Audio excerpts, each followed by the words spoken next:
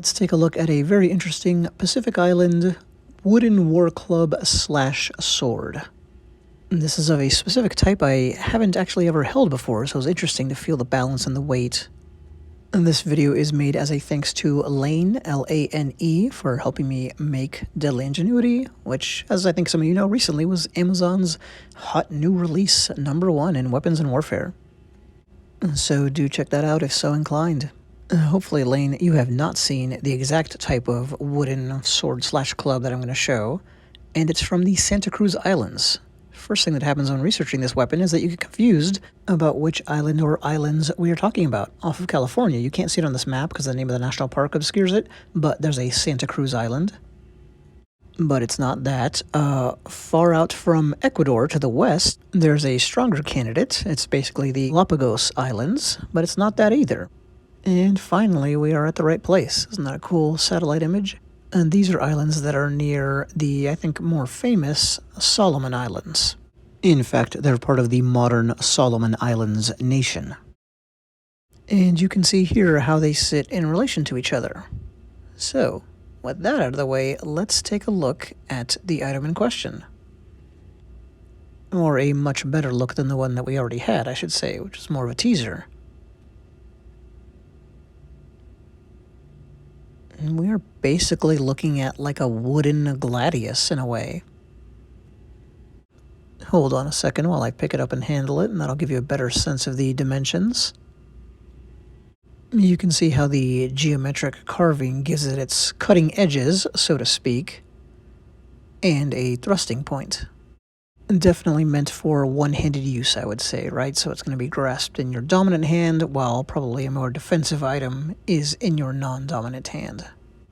You might have noticed there on the butt end, it was even angled, kind of sharpened down there, so a hammer fist strike, if needed, is ready for action. As we look at the carving here, keep in mind, this was a laborious process. The person who did this carving did not have metal implements. How do we know that? Well, not just because of the general weaponry in this kind of Pacific cultural zone, but because if they did, they wouldn't be fighting with a wooden weapon in the first place. Not all wood, I mean.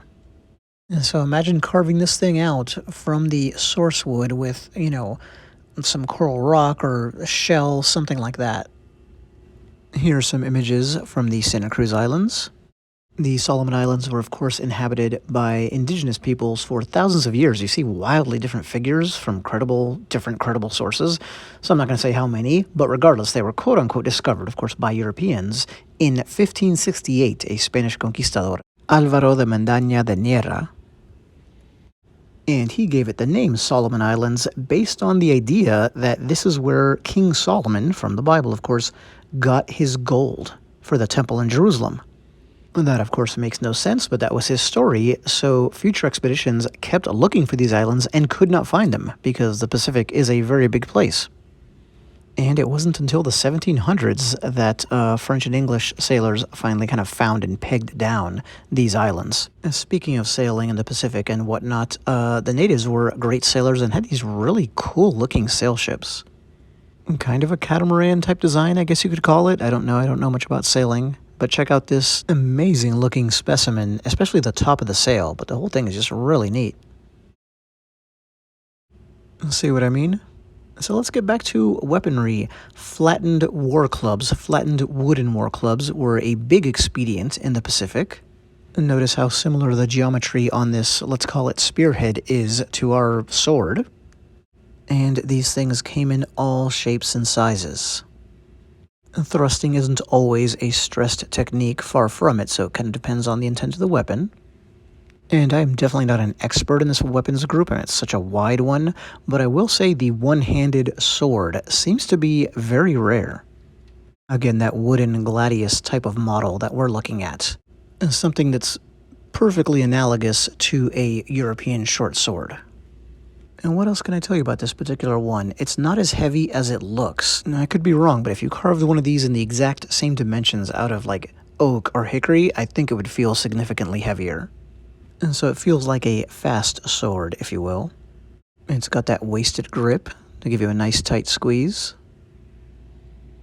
And so maneuverable in battle for sure, and relying on speed to do most of its damage with that edge.